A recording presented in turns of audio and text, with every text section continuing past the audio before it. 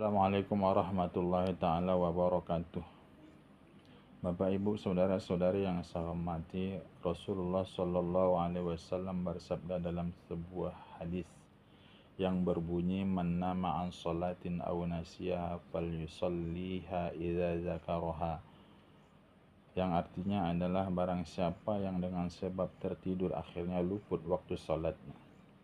Ada orang yang terlupa, dengan sebab terlupa itu maka luput waktu solatnya. Fal yusalliha, maka hendaklah ia melaksanakan solatnya. Idza zikruha, apabila dia mengingat solatnya yang luput tadi. Bapak Ibu saudara-saudari yang saya hormati, ini adalah dalil qada solat dan juga dijelaskan dalil qada solat dalam kitab Bahrul Mazi, yaitu Rasulullah Shallallahu alaihi wasallam yang arti hadis itu seperti itu, bahwa Rasulullah Shallallahu alaihi wasallam berserta Umar bin Khattab menyelesaikan perkara orang kafir. Karena perkara orang kafir itu sangat panjang, akhirnya luputlah waktu salat mereka sampai ke waktu asar. Maka diperintahkanlah Umar bin Khattab untuk mengambil uduk, dan Nabi Muhammad Sallallahu Alaihi Wasallam mengambil uduk. Setelah mereka dua-dua mengambil uduk, mereka laksanakan salat zuhur dan salat asar, yaitu di waktu asar. Bapak Ibu saudara-saudari yang saya hormati, dua dalil ini menunjukkan bahwa orang yang meninggalkan salat itu wajib mengqada salatnya yang tinggal. Mengqada salat yang tinggal itu ada orang yang meninggalkan luput waktu salat itu dengan sebab uzur. Maksudnya luput waktu salat itu tidak dilaksanakan salat itu di dalam waktunya, itu dengan sebab uzur. Contohnya adalah dengan sebab tertidur. Ada orang yang tertidur umpamanya yaitu di luar waktu solat yang dia mau solat. Umpamanya ada orang waktu zuhur, umpamanya dia tidur di jam 11, waktu zuhur itu jam 12.30. Nyatanya jam 11 tadi tertidur, dia nyenyak tidurnya sampai masuk ke waktu asar. Ini namanya luput solatnya, waktu solat itu dengan sebab uzur. Atau ada orang yang dia duduk mubah, namanya duduk mubah. Apa itu duduk mubah? Yaitu sesuatu yang diperbolehkan dia untuk duduk, bukan sesuatu yang makruh dia duduk itu. Tapi karena dia duduk yang mubah tadi, akhirnya dia lupa bahwa dia melaksanakan solatnya sampai masuk waktu yang berikutnya. Maka ini namanya meninggalkan solat itu luput waktunya adalah karena sebab uzur. Ada yang orang meninggalkan solat itu luput waktunya dengan sebab tidak uzur. Mana contohnya orang-orang yang suka main catur, dengan gara-gara main catur akhirnya lewat waktu solat itu. Maka orang yang meninggalkan luput waktu solat ini dengan sebab uzur. Atau ada orang yang sebab main gaplek, main dam batu, banting batu, kelapak kelupuk. Akhirnya dengan dia banting batu itu keenakan main dam batu walaupun tidak taruhan, maka luputlah waktu solatnya sampai masuk waktu berikutnya. Ini adalah meninggalkan solat, yaitu dengan sebab tidak uzur. Maka yang dua macam ini oleh para ulama, kalau ada orang meninggalkan solat luput waktunya dengan sebab tidak uzur, maka wajib dia menyegerakan mengqada solatnya. Mengqada solatnya itu dengan tertib.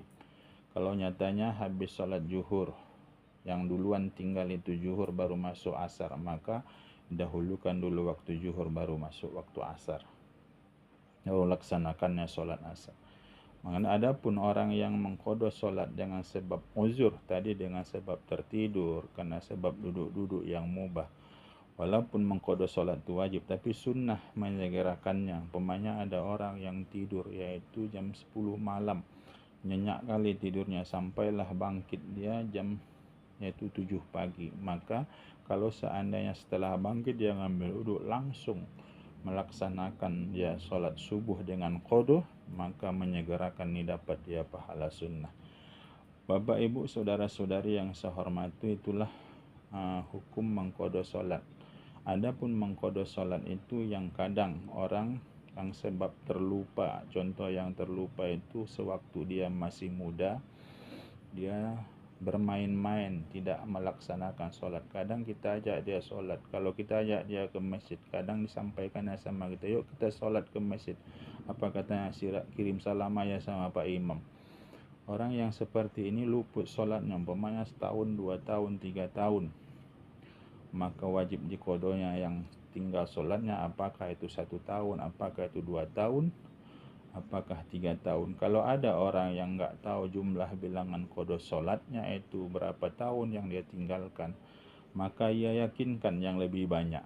Umpamanya dia adalah mulai rajin sholat, umpamanya umur 25 tahun, dia balik adalah umur 15 tahun, maka dia yakinkan walaupun di umur 20 tahun kadang sholat, kadang tidak, kadang sholat, kadang tidak, kadang Senin sholat, Jumat tidak, kadang Jumat sholat, Sabtu tidak, kadang dia maghrib sholat, zuhur tidak. Maka kalau yang dia yakini itu adalah umur 25 tahun bahwa rajin dia sholat, maka yang 10 tahun itu mulai dia balik, wajib dia qada sholatnya. Maka ini dikatakan meninggalkan, meluputkan waktu sholat, yaitu dengan sengaja atau dengan sebab tidak uzur. Maka wajib dia segerakan untuk mengqada sholatnya. Dia hitung, kalau dia mampu 5 kali dalam setiap waktu, maka dia laksanakan 5 kali dalam setiap waktu. Kalau sampai dalam 1 tahun dia lakukan, maka tergantilah sholatnya selama 5 tahun. Kalau dia laksanakan seperti ini selama 2 tahun, tergantilah sholatnya selama 10 tahun. Itu pun kalau sampai umurnya 2 tahun lagi ke depan. Kalau tidak, maka cepat-cepatlah menyegerakan qada sholat. Karena dijelaskan dalam kitab perukunan bahwa barang siapa yang meninggalkan satu waktu sholat, hukumannya nanti di akhirat selama 70 tahun. Itu satu waktu sholat yang kita tinggalkan, itu pun hukuman di akhirat. Kalau kita kalikan aja dengan hitungan dunia, 70 kali 5, maka 350 tahun. Itu kalau kita tinggalkan satu hari. Tak mampu kita menahan azab yang diberikan oleh Allah itu. Maka kalau ada qada sholat, maka cepat-cepatlah mengqada sholat. Maka oleh sebab itu Syekh Qofal, Imam Qofal menjelaskan, kalau ada jumlah sholatmu itu tinggal adalah 10 waktu, maka lebihkan 1 waktu untuk ihtiyat, yaitu dalam rangka menjaga, menyempurnakan sholat-sholat yang kita luput untuk melaksanakannya, maka kita qada lebihkan 1 dalam rangka penyempurnaan. Terima kasih atas segala perhatian. Mohon maaf atas segala kekurangan. Assalamualaikum warahmatullahi taala wabarakatuh.